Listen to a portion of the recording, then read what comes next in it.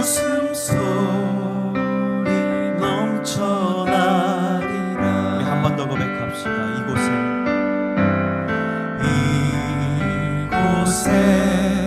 생명샘 솟아나 눈물 골짝 지나갈 때에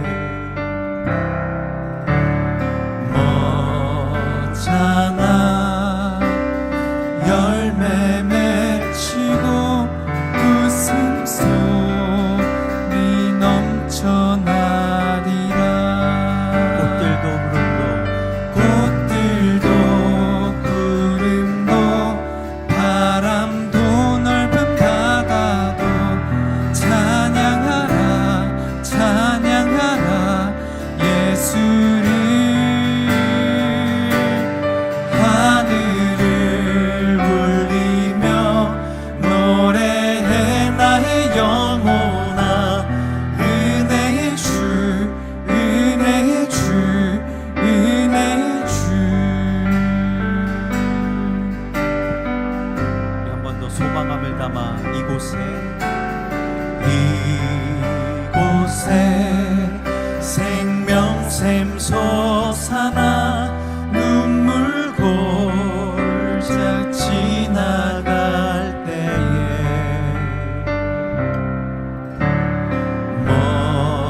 멋잖아 열매 맺히고 웃음소리 넘쳐나리라.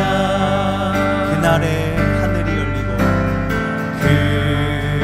그날에 하늘이 열리고 모든 이가 보게 되리라.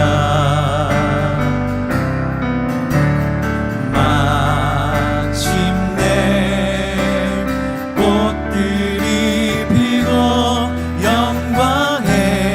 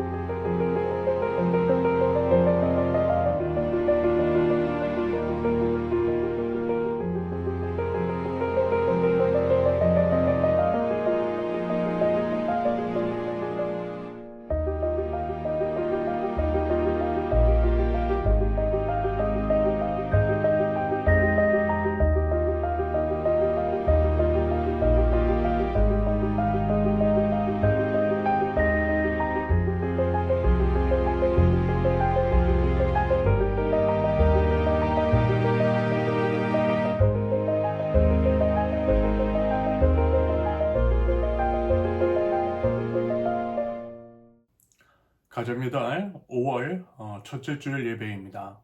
사랑하는 세우는 교회 모든 식구들, 각 가정 가운데에 하나님의 복과 은혜와 사랑과 기쁨이 충만하기를 예수님의 이름으로 축원합니다. 참으로 혼란스럽고 정치 경제적으로 어려운 시기에 믿을 것은요 가족밖에 없지요. 결국 우리 곁에 가장 끝까지 남아있는 것은 가족이더라고요. 물론 이제 세상이 많이 일그러지면서 정상적이지 않은 가족, 남보다 못한 가족도 덜어 있는 것 같지만 그래도요 대부분 그렇지 않죠. 가족이 가장 소중하고 가족만큼은 우리 곁에 끝까지 남아 있더라는 것입니다. 저희 가정도 그랬어요. 먼저는 이제 저희 식구들이 있었기 때문에 어려운 시기를 잘 넘길 수가 있었습니다. 그리고 이제 저희 부모님과 동생, 그리고 이제 제가 어렸을 때부터 저를 업어서 길러준 사촌 누나, 지금도 이제 계속해서 함께 해주고 기도해주고 응원해주고 도움도 주고 있어요. 우리 이제 세우는 교회가 시작되고 세워져가는 과정을 돌이켜 볼 때에 이와 같은 가족들의 헌신이 없었다라고 한다면 정말 더 많이 힘들었을 것 같습니다. 가족만큼은 지지해주고 도움을 줄 것이라는 그 믿음이 있었기 때문에 어쩌면 이 어려운 걸음을 뗄 수 있었다라고 생각합니다. 가족은요, 말하자면 그런 존재인 거죠. 그런데 어떻습니까? 이렇게 이제 소중한 우리 가족에 대한 우리의 태도, 당연하게 여기는 게 있는지도 모르겠어요. 예를 들어, 공기나 물이 없으면 우리는 살 수가 없지요. 공기나 물은 우리의 생존에 있어서 필수제입니다. 하지만 평소에 그것들에 대해서 인식을 하고 깊이 생각을 하며 감사를 하는 사람은 별로 없어 보여요. 거의 그렇지 않나요? 마찬가지로 가족에 대해서도 그러한 면이 있는 것 같아 보이더라는 것입니다. 사실요, 제가 그랬어요. 당연하게 생각했어요. 부모님의 헌신을, 식구들의 사랑을, 그 존재를 당연하게 여겼던 면이 있습니다. 감사하지 않았어요. 오히려 남에게는 한 번 더 웃으면서 가족에게는 웃음에 대해서 인색했던 것 같아요. 남에게는 잘하면서 정작 내 식구들에게는 그렇지 않은, 아직도 이제 생각이 납니다. 어린 시절, 사실 이제 어린 것도 아니었죠. 대학생 때였으니까요. 1년에 몇 번 부모님 댁에 내려가지도 않았는데 내려가서 이제 잠만 자고 온다거나 피곤하다라는 이유로 웃는 모습 보여드린 적이 별로 없었던 것 같습니다. 연락이요 자주 하지 않았어요. 참 어리석었고 참 못났었던 것 같아요. 지나고 나 보니까 이제야 알겠습니다. 저도 부모가 되어보니 알겠어요. 부모님의 마음이 이해가 되더라고요. 어쩌면 이런 못남을 깨달으라고 제게 부모가 될 수 있는 기회를 허락해 주신 것 같다라는 생각마저 들었습니다. 제 자식을 보면서 제 모습 떠올려 보면서 그때 이제 부모님의 심정을 한번 헤아려 보려고 하시는 것 같았어요. 지난 2013년도 1월부터 22년도 1월까지 약 이제 9년 동안 상하이에 머물면서 자주 찾아뵙지 못했어요. 1년에 딱 한 번 교회에서는 딱 10일 정도만 휴가를 주더라고요. 사실 이제 휴가를 더 많이 그리고 이제 더 자주 준다 할지라도 해외에 있는 저희로서는 사실 부담되었어요. 항공비며 소요 비용이 너무나 컸기 때문입니다. 그렇다고 해서 교회에서 이제 지원을 해주는 것 전혀 없었어요. 아무튼 1년에 단 10일의 휴가, 그래서 1년에 단 한 번 정도, 그래봤자 한 2, 3일 정도 찾아뵙는 것이 전부였죠. 얼굴만 뵙고 오는 거였어요. 1년에 한 번 나오니까 건강검진이며 한국에서 해야 할 일들 다 해야 하기 때문에 시간이 사실 여의치 않았습니다. 코로나 기간에는요, 그마저도 불가능했습니다. 그렇게 9년이고 9년 동안 부모님의 외모가 많이 변하셨어요. 그게 참 많이 마음이 아팠어요. 게다가 이제 그 사이에 제 동생 같은 경우에는 간암 진단을 받고 수술도 했어요. 간을 반절 이상 절개했습니다. 보니까요, 시간은 기다려주지 않더라고요. 여전히, 그리고 이제 지금도 변함없이 사랑과 지원을 아끼지 않는 식구들인데, 그에 대해서 이제 제가 뭘 할 수 있는 것도 별로 없고, 할 수 있는 시간도 남아있는 것도 얼마 되지 않는 것을 발견하였습니다. 풍수지탄이라고 하죠. 기회 있을 때 잘하는 것이 맞는 것 같아요. 아울러 예전에는 이런 생각 참 많이 했습니다. 행복이라고 하는 것이 밖에 있는 것이라고요. 말하자면 잡을 수 없는 신기루 같은 것들을 쫓았던 저였습니다. 혹시 파랑새라고 하는 동화 기억하실지 모르겠어요. 행복을 상징하는 파랑새. 여기저기 파랑새를 찾아 헤맸지만 파랑새는 결국 어디에 있다고요? 집에 있었어요. 무슨 얘기냐? 행복은 멀리 있는 것이 아니라 가까이에, 우리 가족 안에, 우리 곁에 있더라는 것입니다. 그런데 어때요? 그걸 몰라요. 참 어리석은 거죠. 인생을 조금 살아보고 나이를 먹고 이런저런 경험을 해보니까 그 말이 맞는 것 같아요. 파랑새는 가까이 있더라고요. 물론 가끔씩, 그리고 여전히 불쑥불쑥 그와 같은 진리를 잊을 때가 있지만 그래도 알고 있어요. 그게 맞는 것이라는 것을 말입니다. 그래서 자꾸만 멀리서 파랑새를 찾으려고 하는 그 마음들을 억누릅니다. 여러분 부디 가까이 있는 소소한 하지만 이제 진정한 행복을 누리실 수 있기를 바랍니다. 하나님께서도요 바로 그거 원하세요. 가화만사성이라는 말도 있죠. 모든 것은요 하나님께서 허락하신 가정에서 가까운 곳에서부터 비롯됩니다. 각 가정 가운데에 하나님의 보호 인도하심과 복 내려주심이 함께하기를 바랍니다. 아울러 우리 예수님께서 가르쳐 주신 가족의 개념, 그것은 단지 혈연으로 이루어진 가족만을 의미하는 것이 아니더라는 것. 하나님을 믿으면, 다시 말해서 우리 주 예수 그리스도를 믿어 한 분 하나님을 아버지로 모시고 있으면 우리는 한 가족입니다. 한 형제 자매라는 거예요. 여러분 하나님 나라의 가족 개념은 이런 것입니다. 그러므로 우리가 하나님 나라 백성이라고 한다면 혈연 관계를 초월하는 것이 맞아요. 그 역시 믿음의 영역입니다.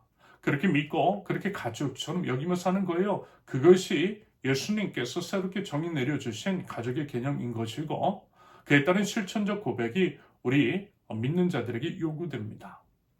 그러므로 모두가 한 가족으로서 혈연으로 묶인 가족만큼 때로는 더한 마음과 사랑으로 대하는 것이 맞는 것이겠죠. 여러분, 우리 세우는 교회 공동체가 한 식구라는 거예요. 하나님 안에서 한 가족입니다. 아울러 물론 이제 우리 부모, 형제, 자매, 혈연으로 묶인 모든 식구들이 하나님 나라에 가면 좋겠죠. 저는요 아직 믿지 않는 식구들이 예수 그리스도를 믿어 구원에 이룰 수 있기를 바랍니다. 매일 기도하며 하나님의 은혜를 구해요. 하지만 그럼에도 불구하고 끝까지 주님께 돌아오지 않을 수도 있어요. 안타깝지만 그렇지 않을 수도 있음을 인정해야만 합니다. 그런다고 할 때 우리가 거하게 될 영원한 하나님의 나라, 그곳에서 우리가 함께 할 식구는 다름 아닌 저와 여러분들, 우리 공동체 식구들, 그리고 하나님 나라 백성들 모든 사람입니다. 무슨 얘기냐? 영원한 하나님 나라에서 영원토록 함께할 가족은 다름 아닌 하나님 안에서 만난 우리라는 거예요. 하나님의 말씀을 지켜 행함으로써 주님을 믿는 믿음을 삶으로 증명해내는 우리가 영원한 하나님 나라의 가족입니다. 누가복음 8장 21절 예수께서 그들에게 말씀하셨다. 하나님의 말씀을 듣고 행하는 이 사람들이 나의 어머니요 나의 형제들이다. 길게 말씀을 드렸지만 여러분 우리 서로에게 잘하자라는 것입니다. 서로를 소중히 여기자라는 거예요. 우리 서로를 끝까지 지켜줄 사람, 우리 세우는 교회 식구입니다. 그렇게 서로를 지켜주자라는 거죠. 우리 관계가 그렇게 될 수 있기를 바라고요. 그런 관계의 형성을 위해서 우리 서로 그리고 각자가 애를 쓸 수 있기를 바랍니다. 여러분 말씀드렸죠? 손바닥도 뭐라고요? 마주쳐야 소리가 난다라고 말합니다. 우리의 노력이 필요하다라는 거예요. 가정의 달을 맞이해서 가족의 의미와 소중함, 그리고 가족에 대해 우리가 이제 무엇을 어떻게 할 수 있을지에 대해서 고민을 하고 우리의 마음과 사랑을 표현할 수 있기를 바랍니다. 아울러 이제 오늘은 어린이 청소년 주일이라고 했어요. 사랑하는 우리 어린이 청소년, 먼저 우리 세우는 교회는요, 사정상 청소년 이하의 예배가 없음을 다시 한번 송구하게 생각합니다. 그게 이제 참 미안해요. 비록 이제 나름의 방법을 생각하고 이런저런 것들을 제공하려고 하지만 당연히 부족하죠. 그게 이제 참 고민입니다. 앞으로 이제 출산을 하게 될 가정도 하나 둘씩 생기게 될 텐데요. 이 부분에 대해서 어떤 식으로 마음을 쓰고 어떻게 해야 할 것인지에 대해서 기도하고 있어요. 아무튼 이제 사랑하는 우리 어린이 청소년, 저도 그렇고요. 여러분들도 이들은 이제 꼭 생각해 주시고 관심도 많이 가져주시고요. 칭찬도 많이 해주시고요. 격려 및 기도도 많이 해주실 수 있기를 기대합니다. 사랑하는 우리 아이들이 키가 자람에 따라서 지혜도 자랄 수 있게 해주시며 어려서부터 하나님을 경외하는 법을 배우고 하나님의 말씀으로 잘 양육될 수 있도록 기도해 주셨으면 좋겠어요. 그러기 위해서 우리가 어른들이, 이모 삼촌들이 삶의 보민이 되어 주실 수 있기를 바랍니다. 우리 예수님 이렇게 말씀하셨어요. 누가복음 18장 16절과 17절을 보면 그러자 예수께서 아기들을 가까이에 부르시고 말씀하셨다. 어린이들이 내게로 오는 것을 허락하고 막지 말아라. 하나님의 나라는 이런 사람의 것이다. 내가 진정으로 너희에게 말한다. 누구든지 어린이와 같이 하나님의 나라를 받아들이지 않는 사람은 거기에 들어가지 못할 것이다. 이 말씀의 의미는 이런 것이겠죠. 어린이처럼 하나님 나라를 받들라는 것. 무슨 얘기냐? 이것은 어린이들의 순수성을 이야기하는 것 같아 보여요. 하나님의 말씀에 대해서 순수한 마음으로 믿고 따르는 것. 그렇게 하나님 나라 복음을 받아들이라는 거죠.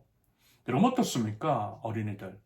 요즘은 이제 안타깝게도 너무 어린 나이 때부터 핸드폰을 손에 쥐어주고 어른들이 본을 보이지 않아서 그런지는 몰라도요. 성경에서 말하고 있는 어린이의 순수성을 많이 잃어버린 것 같아요. 어린이가 어린이 같지 않은 것들이 있더라는 것입니다. 이건 다 우리 어른들, 앞선 세대의 책임입니다. 책임을 통감하며 회복을 위해 유의미한 노력이 있어야만 할 것입니다. 이건요 정말 중요한 문제라고 생각해요. 그러면서 이제 때묻지 않은 순수한 어린이들. 원래 이제 어린이들은 이렇죠. 그리고 이게 맞아요. 뭐냐면요. 어린이는 어른이 이야기를 하면 어때요? 그냥 믿어요. 엄마 아빠가 말하면 의심하지 않고 곧이곧대로 믿어요. 그리고 엄마 아빠가 제일이죠. 엄마 아빠 없으면 못 살아요. 울어요. 이게 진짜 어린이이고 어린이의 순수성입니다. 말하자면요. 우리의 신앙이 그래야 한다라는 것입니다. 우리 하나님께서 말씀하신 것이면 그냥 믿는 거예요. 의심하지 않고 믿어요. 믿고 따라요. 하나님만 바라봅니다. 하나님만 의지하고 하나님으로만 사는 것. 그렇게 어린이처럼 하나님을 바라고 순수한 마음으로 하나님 나라를 기대하는 것. 그런 신앙이 바로 하나님께서 인정하시는 신앙인 거죠. 그와 같은 순수한 어린이 같은 신앙이 있을 때에 그 믿음을 하나님께서 인정해 주신다라는 것입니다. 하나님께서 그런 순수한 믿음을 보이시라는 거예요. 하나님 나라를 어린이처럼 받들라라고 하는 의미는 바로 이런 면에서의 말씀이신 거죠. 오늘 이제 어린이 청소년 주일을 맞이해서 사랑하는 이들을 마음껏 축복해 주시는 한편 어린이와 같은 신앙에 대해서도 생각해 보시고요. 그런 순수한 마음과 순수한 믿음으로 우리 하나님을 예배할 줄 아는 저와 여러분들 하나님 나라 백성들 모두 되실 수 있기를 바랍니다. 우리는요. 5월 1일부터 시편 119편을 나누고 있어요. 시편 119편은 성경에서 가장 긴 본문, 가장 많은 구절로 구성된 장이라고 했어요. 무려 176절로 구성이 되어 있고요. 그래서 이제 시편 119편으로만 5월 1일부터 11일까지 장장 11일 동안 나누게 된다라고 말씀을 드렸습니다.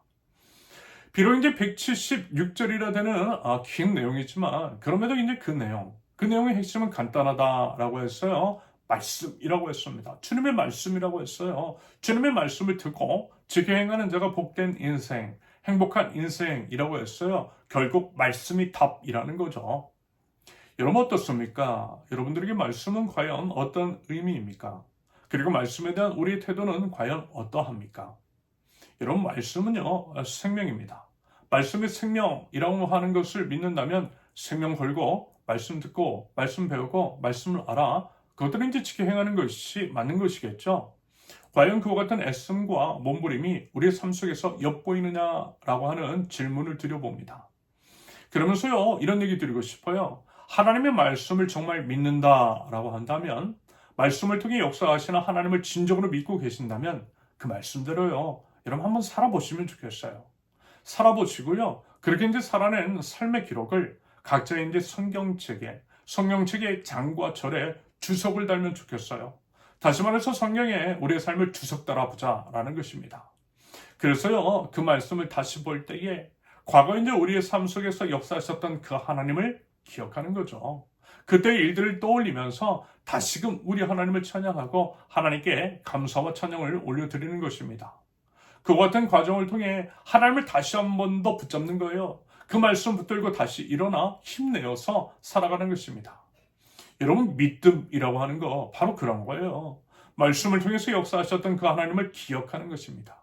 기억하면서 지금도 그리고 앞으로도 동일하게 역사하실 것을 기대하는 것입니다. 그것이 바로 믿음이고 믿음의 삶인 거죠. 그리고 그것이 진정한 성경 읽기입니다. 제가 참 안타까운 것 중에 하나는요, 보통 이제 저처럼 설교를 하는 사람들, 아무래도 이제 저도 목사고 대형교회에서 여러 부목사들과 함께 생활을 하면서 그들의 이제 설교 준비 과정과 실제 설교 내용을 많이 접할 수 있는 기회가 있었겠죠. 그런데요, 대부분의 이제 설교자들이 이랬어요.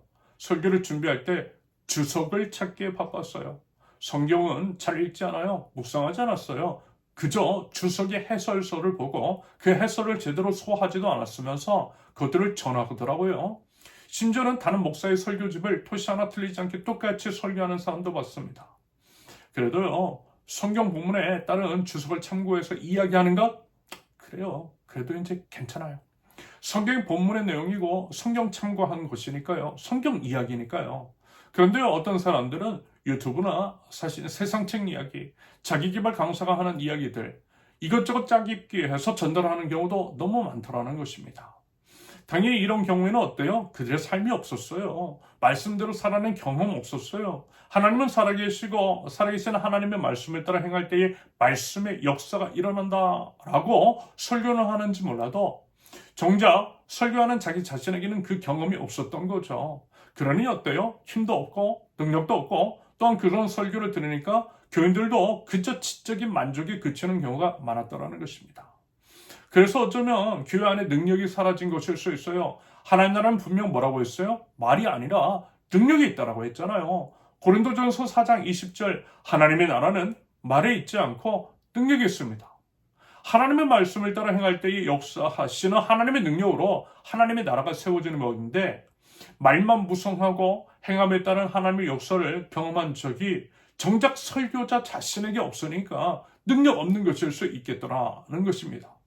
여러분 제발요, 말씀대로 한번 살아보세요. 한번 살아보세요. 살아보면 어때요? 하나님 보여요. 하나님 살아계신 경험할 수 있어요. 여러분 제가 가끔 그 말씀 드리잖아요.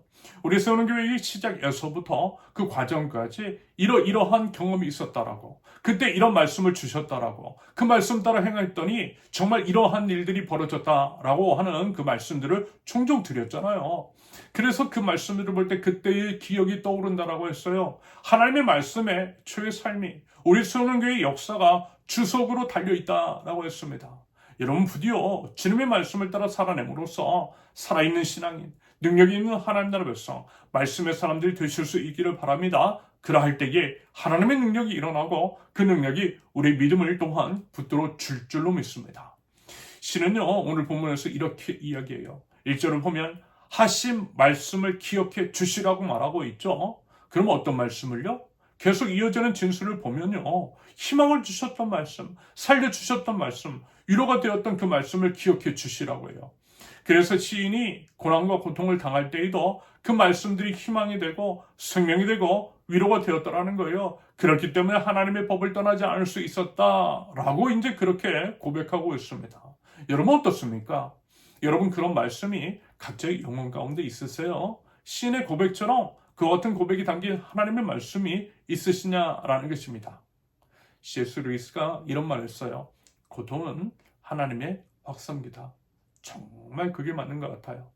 보통은 고통의 이제 시간, 고난의 때에 하나님의 음성이 어때요? 잘 들리더라고요. 평상시에보다 그러한 때에 마치 하나님께서 확성기, 메가폰에 대고 말씀하시는 것처럼 하나님의 음성이 더 크게 들리는 경우가 있더라는 것입니다. 저도요, 그런 경험 너무 많아요. 아마 많이들 그런 경험 있으실 것 같아요. 힘들고 어려울 때. 사람이 사실 많이 힘든 것은요, 육체적인 힘듦이 아니더라고요. 정신적으로 고통스러울 때. 그것이 또 이제 관계로부터 비롯되었을 때. 믿었던 사람으로부터 버림받았을 때. 그러면서 이제 나 혼자만 남아있다라는 그런 느낌 들 때. 그때요, 정말 힘들어요. 너무 힘들어요. 말하자면 관계의 죽음이고 죽는 것과 같은 경험을 하게 됩니다. 이러다가 사람이 죽겠구나 싶어요. 극단적인 선택을 하는 사람들의 심정이 이렇겠구나 싶어요. 외로움, 고독, 고립, 누구 하나 믿고 찾을 수 없는 상황, 정작 믿을 사람 없다라고 하는 것들을 깨닫게 되었을 때 그때 정말 너무 힘들죠. 저도 살면서 왜 그런 경험 없었겠어요. 그때 감사하게도요, 하나님 말씀을 미친 듯이 찾았어요. 저는 이 또한 은혜라고 생각합니다. 그때 하나님의 말씀을 찾았던 것은 하나님의 은혜에 의한 인도하심인 것 같아요. 말씀 안에 생명과 희망이 있을 것이라는 마음을 주신 것은 분명히요 하나님이셨고요, 하나님의 은혜였습니다. 그래서 그때 힘들 때 말씀 통해서 하나님의 음성을 듣고자 마치 사슴이 시냇물을 찾기에 갈급한 같이 우리 주님의 말씀 찾았어요. 참고로 지난번에 한번 말씀을 드린 것 같은데요, 사슴이 시냇물을 찾기에 갈급함이라는 말씀의 의미 이런 것이라고 했죠. 사슴의 목구멍이요, 말하자면 셀로판지 같다라고 했어요. 그래서 목이 마르면 어때요? 목구멍이 셀로판지처럼 딱 달라붙는데요. 그렇게 되면 어떻게 되겠어요? 당연히 죽죠. 숨 못 쉬고 죽어요. 그래서 목에 물을 축여줘야 한대요. 목이 마르면 안 된다라는 것입니다. 그러므로 사슴이 시냇물 찾기에 갈급한 것은 살고자 하는 몸부림입니다. 그래서 결국 사슴이 시냇물 찾기에 갈급한 같이 주님을 찾는다라고 하는 것은요, 뭐예요? 생명 다해 주님 찾는다라는 거예요. 생명 걸고 주님의 말씀을 찾아 나선다라는 거예요. 여러분 그런 경험 있으시냐라는 것입니다. 저는 있어요. 미친 듯이 말씀 봤어요. 주님께서 무슨 말씀하셨는지 들었어요. 살려고 그랬어요. 살아야 하기 때문에 그랬어요. 주님은 여러 방편을 통해서 말씀하시지만 분명 주님의 말씀을 통해서, 성경을 통해서 말씀하시니까 말씀 봤어요. 그때 이 말씀 주셨던 것을 기억합니다. 스바냐 3장 17절, 주 너의 하나님이 너와 함께 계신다. 구원을 베푸실 전능하신 하나님이시다. 너를 보고서 기뻐하고 반기시고 너를 사랑으로 새롭게 해주시고 너를 보고서 노래하며 기뻐하실 것이다. 이 말씀 듣는데요, 눈물 나는 거예요. 무슨 생각 났냐면, 나 이제 살았다, 이 생각 드는 거예요. 왜요? 하나님 함께 하신다고 하셨잖아요. 구원을 베푸실 전능자라고 하셨잖아요. 저를 기뻐하시고 반기시고 사랑으로 새롭게 해주시고 저를 기뻐하신다는데, 여러분 저를 그냥 내버려 두시겠어요? 아니요, 그렇지 않겠다라는 생각 들었어요. 나를 그렇게 생각하시는, 나를 그렇게 사랑하시는 하나님께서 나 책임져 주시고 모든 환난에서 구원해 주실 것이라는 확신 드는 거예요. 비록 상황과 환경 변한 것 하나 없지만 주변 사람들은 다 오해하고 모함하고 미워하고 이상한 말들 지어냈지만 우리 하나님께서는 그럼에도 불구하고 나와 함께 하시는 구원의 하나님이시라는 것 깨달았어요. 그리고 우리 하나님 어떤 분이세요? 전지전능하신 하나님. 모든 것 다 보셨잖아요. 그래서 다 아시겠죠? 그 생각 드는 거예요. 모든 불의를 물리치시고 하나님의 정의와 공의를 세우실 것이라는 그 믿음 주시더라고요. 그래서 제가 만약에 잘못했으면 제가 심판받는 거 맞는 거죠. 그런데요, 제가 만약에 잘못하지 않았다면, 그럼에도 고난과 핍박을 받는 것이라면 하나님께서 저를 어떻게 해서든 구원해 주시고 살려주실 것이라는 그 믿음, 그 말씀 통해 주시는 거예요. 저를 그토록 사랑하시는 하나님께서는 결국 구원해 주시고 모든 것들을 온전케 해 주실 것이라는 믿음과 확신 주시더라는 것입니다. 어떻게 해요? 하나님의 말씀 통해서요. 말씀 통해서 그 희망 주셨어요. 그리고 정말 그리 역사하시고 지금까지 가장 선한 길로 인도하신 신실하신 하나님, 사랑하는 나의 아버지 하나님을 찬양합니다. 그래서 아는 거예요. 너무 잘 아는 거예요. 하나님은 나의 구원자라는 것을, 하나님은 나의 위로자라는 것을 말입니다. 그래서 또한 저 역시 그렇게 기도해요. 과거에 저를 그렇게 인도하셨던 것처럼 지금도 그리고 앞으로도 그렇게 저를 인도해 주시라고요. 아니 그 믿음 있더라고요. 그 믿음의 고백을 올려드리는 거예요. 주님의 신실하신 그 말씀 붙들고 제 삶 속에서 역사하셨던 그 살아있는 주님의 말씀을 붙들고 기도하는 거예요. 주님의 종에게 하신 말씀을 기억해 주십시오. 이렇게 기도하면서 주님 앞으로 나아가 주님께 매달리는 거예요. 동일하게 역사하실 신실하신 우리 하나님을 기대하면서 말입니다. 그러면서 무엇보다 제가 마땅히 해야 할 일들을 하나씩 해나가는 겁니다. 예를 들어 본문 55절에서 말씀하고 있는 것처럼 우리 주님의 이름을 기억하고 주님의 법을 지키는 거예요. 56절의 기록처럼 주님의 말씀을 따라 살면 삶 속에서 행복을 찾는 것입니다. 57절에서처럼 주님의 말씀을 지키며 사는 거죠. 그리고 이 표현 62절 한밤중에라도 주님의 의로운 규례들이 생각나면 어떻게 해요? 벌떡 일어나서 주님께 감사드리는데요. 그만큼 뭐예요? 주님의 말씀을 사모하고 주님의 말씀을 사랑하고 주님의 말씀대로 살겠다라는 것입니다. 그렇게 이제 평생 주님의 말씀으로 삶의 노래를 올려드리겠다라고 하는 시인의 고백인 거죠. 보니까요, 사랑하는 것 같아요. 정말 하나님 사랑하는 것 같아요. 뜨겁게 주님의 말씀 사랑하는 것 같아요. 마치 연애하는 것처럼 주님의 말씀을 그렇게 여기고 그렇게 살아내겠다는 그러한 고백처럼 보여요. 여러분 어떻습니까?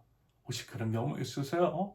자다가도 주님의 말씀 생각나면 벌떡 일어나서 주님께 감사드릴 수 있는 그 마음, 그 자세, 그 태도, 주님의 말씀을 사랑하는 모습. 저도 이제 자주는 아니지만요, 몇 번 그런 경험이 있었어요. 가슴이 너무 뛰는 거예요. 하나님의 말씀 생각할 때 너무 설레어서 잠 설친 적 몇 번 있었어요. 그냥 너무 좋더라고요. 그 말씀이 깨달아지는 것이 너무 행복하더라고요.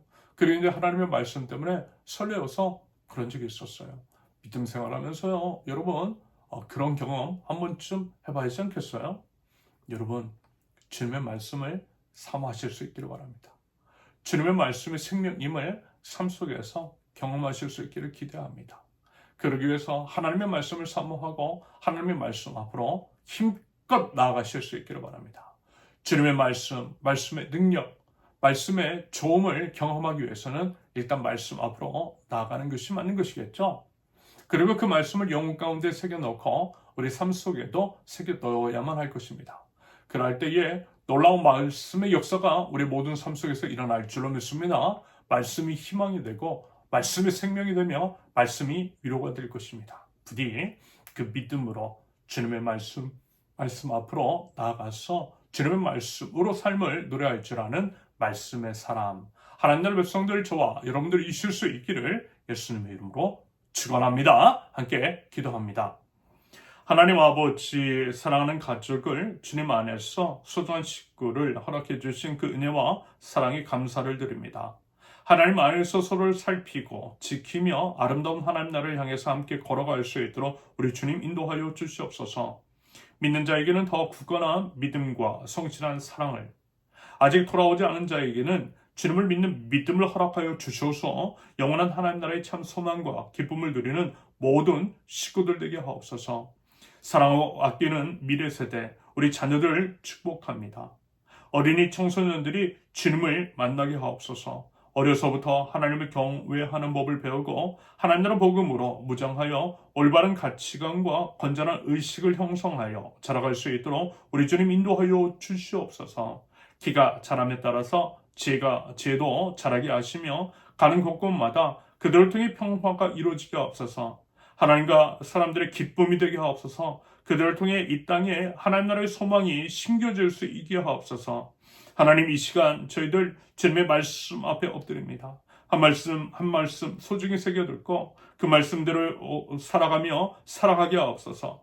평소에 주님의 말씀을 사랑하고 즐거워하게 하옵소서. 고난중에는 더더욱 하나님의 말씀에 붙들게 하옵소서. 주님의 말씀을 삶으로 읽어나가게 하시며 그 말씀을 따라 행하였을 때에 역사하셨던 우리 하나님의 역사를 기억하고 각자의 성령의 주석을 다는 인생 되게 하옵소서. 그리하여 한 말씀 한 말씀을 읽을 때마다 그날에 역사하셨던 그 하나님을 떠올리면서 감사하게 하옵소서. 그 기억과 감사로 오늘을 그리고 내일을 기대하며 오직 주님께만 소망을 두고 살아가는 믿음의 백성들, 말씀으로 승리의 삶을 이루고 나가는 말씀의 사람 저희 될 수 있도록 우리 주님 말씀으로 인도하여 주시옵소서. 하나님을 예배하는 모든 주 안의 식구들 복되게 하시며 은혜의 은혜를 더하여 주시옵소서. 연으로 출차 중인 자들 어디에 있든지 건강과 안전으로 지켜주시옵소서. 서로가 서로를 아끼고 사랑하고 기억하고 기도하며 참된 주님의 가족을 이루어갈 수 있도록 우리 주님 인도하여 주시옵소서. 이제는 우리 주 예수 그리스도의 은혜와 아버지 하나님의 극진하신 사랑과 성령님의 감화, 감동, 충만하심이 하나님을 경외하며 예배하는 모든 가정들 위해, 사랑하는 우리 자녀들, 어린이와 청소년들 위해, 주님의 말씀을 생명으로 여기고 그 말씀에 소망을 두며 그 말씀을 따라 순종하겠노라고 다짐하며 나가는 모든 하나님 나라 백성들 위해 이제로부터 영원토록 함께 하시기를 간절히 축원합니다. 아멘. 감사합니다. 모든 말씀을 마쳤습니다. 모든 예배를 마쳤고요. 이번 한 주도 주님 안에서 늘 건강하고 행복하고 감사와 찬양이 가득하실 수 있기를 바랍니다. 감사합니다. 사랑합니다. 축복합니다.